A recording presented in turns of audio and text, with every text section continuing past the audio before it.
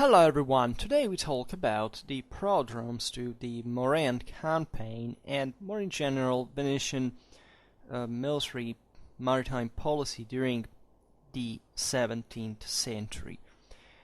We made at this point multiple videos both on the 1683 Vienna siege and especially through the Prince Eugen series, the follow-up of those. And in fact, just in the last chapter of the latter, we were discussing the fact that together with the imperial offensive in Hungary in the 80s of the 17th century, Venice was launching in the Mediterranean the reconquest of Morea and other islands.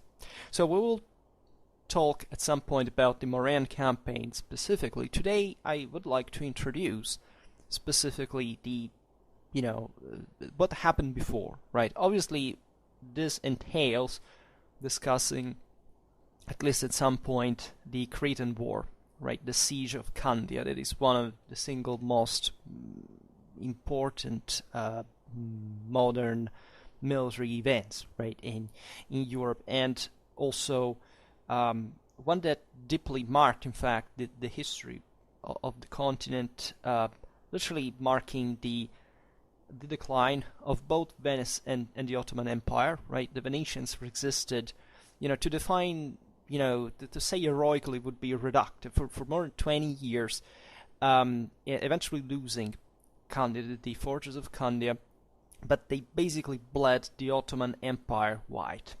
Right, the sheer amount of resources that the Ottomans employed logistically to besiege the fortress was enormous, and this surely contributed to the eventual decline. Also, on the Danubian frontier and all the surroundings of this. Think about the Holy Alliance, right, with the Habsburgs, with Venice, with others.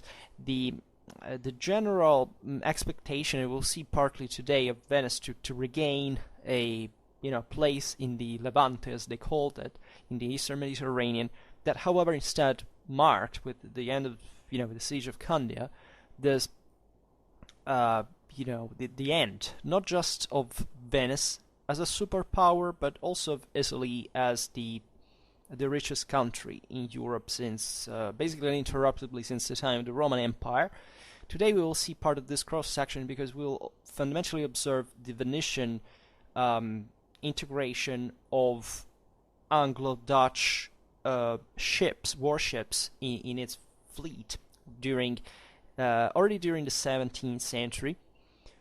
Pretty interesting things were happening in the North Sea, in the Channel, with the Anglo-Dutch wars, and as you know, by the end of the 17th century, the Netherlands, England, would start rocketing, economically speaking, surpassing fundamentally the other European countries in competitive capacity, and especially through the maritime, the naval instrument. So it's really one of those crossroads we will have to analyze carefully. I plan to make tens of videos on this specific, topics. Today we observe fundamentally the Venetian mindset in the face of changing of military organization when it comes to naval power, and that what they were fundamentally interested in. Basically the Venetians were pretty damn good at ships and fortresses, not much land forces.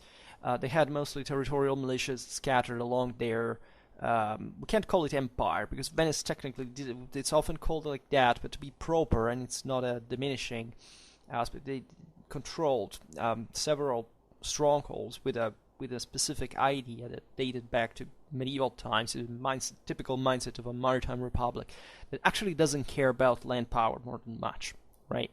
If they do, they did it in Italy back in the day for reasons of self-preservation, of survival. And naturally they had to gain and profit from that. But when it comes to naval strategy, at that point you have to realize the aims of this republic were very specific. So the 1683 siege of Vienna, concluding itself with the clamorous Christian victory, naturally brings this major political strategic shift in Europe that at this point had risked to be fundamentally overwhelmed by both French and Ottoman power capacity.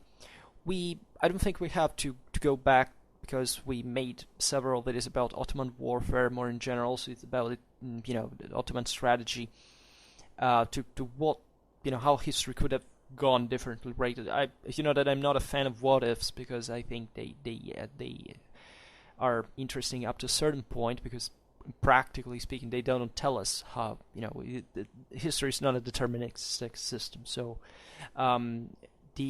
perhaps the Ottoman threat overall is being exaggerated, not much because it wasn't actually a serious thing, but the actual expansion capabilities of the empire are, it was overstretching, and there is a reason when it stopped where it did. The impacting thing would have been, what if, Vienna had fallen to the Turks, and how this would have changed, probably more than else, what happened in Western Europe, all right, and that could have triggered way more dynamic events. This is a wholly different topic, and we will analyze it elsewhere.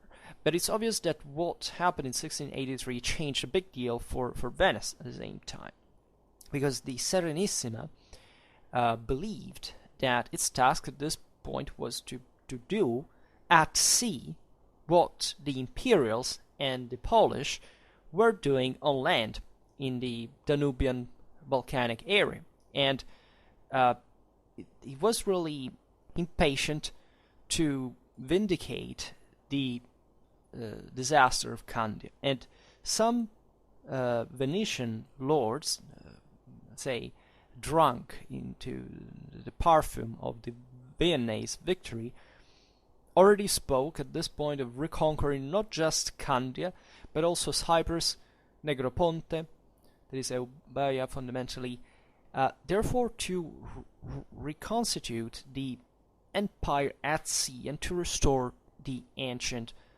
Venetian glory. In the city were oracles, pronostics, prophecies such as the famous Oracula Leonis were coming back prepotently, and also certain astrological and prophetic booklets were being reprinted that were, by the way, even meeting consensus in the austere University of Padua, that at that point had become one of the major, cultural humanistic centers, and maintained a kind of important intellectual standards in the Republic. And therefore, looking back at the present perspective and the next one, the great adventure that was opening at this point, because the Ottoman Empire was shrinking, right, in part. So of course Venice would take advantage at some point. Would be fought this campaign that we will analyze at some point, like the Morean one, or even the first Morean War, followed eventually by the one of 1714, 1718, for which we will make also another video. And this war would have been fought between 1684, 1699. Also here the dates are not, if you look at the Danubian chronology at that point, and you'll understand what patterns they followed. And it is difficult to say at this point how much Venice actually exploited the effective possibilities of its political and social resources in this war. That, however, was the swan song of St. Mark's Navy, right? Such problem, just like the project of renewal of the most serene army, is one of the many aspects of the matters that were put on the fore during this new effort that could be considered a chance that the Venetian aristocracy didn't know how to exploit at its fullest. And that's why we'll take into consideration today just essentially where they were coming from at that point. Because during the 17th century, the Venetian navy had undergone a deep structural change. Because up to that century, except for the war with the Ottomans of 1499-1503, Venice had always entrusted its naval potential to oaring ships, of which the galleazza, as it was called, was the last and more original evolution. Big, sturdy ships that, to be sent to the fray of battle. There were eventually the so-called thin galleys, the galleys Sottile, that were, second or smaller vessels. And since the beginnings of the 17th century, the sailing warships acquired a growing importance up to becoming the central element, the bulk of the Venetian fleet. And a first phase was originated by the war that opposed in 1617-1620 Venice to the Neapolitan kingdom.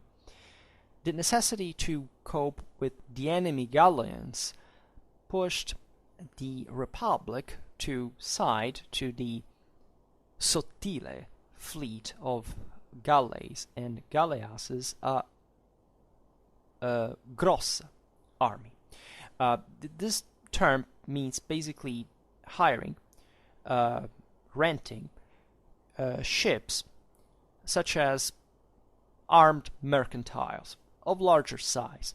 So the Republic at this point hired roughly 30 foreign units, 2/3 of which were Dutch and the rest English. And this already is quite eloquent regarding to the military capabilities of those countries. And after having transported the mercenary troops destined to the terrestrial operations against the Habsburgs, these ships eventually and gradually went to join the Venetian fleet that was operating in the lower Adriatic Sea. The still, limited structural differences and capacity of complementary employment between the, let's say, the armed mercantiles and the warships rendered the using of private armament not only credible but also particularly interesting.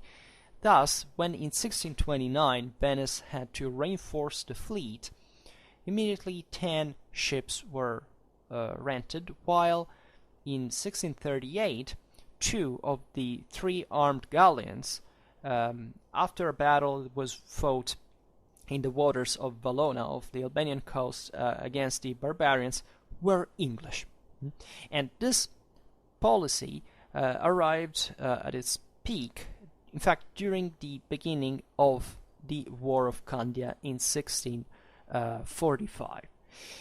When, in fact, in a few months, roughly 40 armed mercantiles reached the Levante, and their number remained elevated throughout all the war. The most significant result, most famous one, was the Dardanelles Blockade, an operation that succeeded because of the cooperation between the Venetian strategic capacities and the tactical operational ones of the Dutch and of the English. And in fact, particularly effective in 1648-1649, this block provoked to Constantinople the fall of the same Sultan Ibrahim. In 1651 began a new phase of the war. In July of that year, the Venetians had captured in the Battle of Paros 3 great Turkish warships that were put into Venetian service in 1652. The first, in June, was baptized Sant'Alvise with the categorization of public ships, constituting the first nucleus of a Armata Grossa, a large army, that was both national and permanent. in this regard. Other Ottoman units were captured, in particular by Lazzaro Mocenigo, that propagated the need of having a strong war squad with sailing ships belonging to the state specifically. And in spite of Mocenigo's premature passing in 1657, a nucleus between 3 or 5 public ships remained in service up to the end of the War of Candia and in the immediately following years. In this way, Venice participated in her own way to the evolutional process of Europe towards the definitive affirmation of the modern style war navies. However, instead than managing directly the crews like it happened in the English and French navies, the Serenissima chose to imitate the Dutch, on the ships of which was the captain that hired and maintained the crew. This system was based on the delegation to one of the most committing tasks for the fleets of the time, and that prevented the forming on the long run of a body of authentically national crews. The sailors didn't depend on the Venetian state, but on their own captains, and even though the latter were often Venetian subjects, this left a sort of sense of, incompleteness towards the creation of a true statal fleet, offering the image of a large fleet that would have been, in this sense, a bit more important, less Venetian than the Sottile one, and almost mercenary in nature. The units captured from the Ottomans were a few for the necessities of the Venetian fleet, and they kept being sided by armed mercantiles that by the end of the War of Candia counted roughly 20 units. And the Anglo-Dutch wars had rendered rare the availability of armed mercantiles from abroad, and the costs to maintain year after year the rented units created remarkable problems. The Republic had spent for the rents during these wars roughly 17 million ducats, and to these difficulties to be added the growing distrust towards the armed mercantiles that the Second Anglo-Dutch War demonstrated to be inferior to the ships that were expressly designed to enact the new tactic of the line of battle introduced by the English in the mid-17th century. The Senate of the Republic decided therefore to order the construction of sailing warships in the great and glorious arsenal of Venice, and the new course was launched relatively stealthily. 2 vessels by 64 cannons set in 1666, to which followed in the years 1672-1674 4 smaller units with 44 to 50 cannons. But there was a great acceleration in 1675. The worries arising by the naval policy of Louis XIV in the Mediterranean and the new strategy of the barbarian corsairs that had began to act in squads of 6 to 8 ships pushed the Senate to approve the construction of 9 warships, to which followed other 6 in 1679. Then was taken the ever more important decision to the restoration of the arsenal slipways for the vessel's construction. The result was the creation of a shipyard complex unique in the world, where up to 13 units could be contemporarily set and eventually preserved. The Ottomans didn't dispose of an effective squad of warships, and they limited to rapidly build a series of units according to the immediate necessities, leaving them eventually to a rapid decadence. This is to be found even just, for example, after Lepanto. And the new Venetian vessels had the task to reassert a naval superiority that had already actually been highlighted during the War of Candia, thanks to which the Venetians had, managed to also to last for so long, and developing this lacuna of the enemy, that it was believed not to be easily, but especially rapidly, redeemable from their side. And the Ottomans lacked, or at least the Venetians believed so, the technical capacities to respond by building a powerful squad of vessels, as they had been capable of doing during the 15th and 16th century with the more simple galleys. And they believed, in fact, that the all Western technology constituted by the dead sail cannon that had opened the path of the European supremacy on the oceans would have been imposed also in the East. And next video, at least not literally the next one, but we will be addressing also the Morean War and the actual employment of the Venetian military on the base of such capacities. For now, we stop it here. I just hope that you enjoyed this video. If you did, please share it. Otherwise, leave a like or subscribe to my channel if you're interested in my upcoming content. And for now, I thank you heartily for listening to me. I wish you a nice time and see you next time. Bye.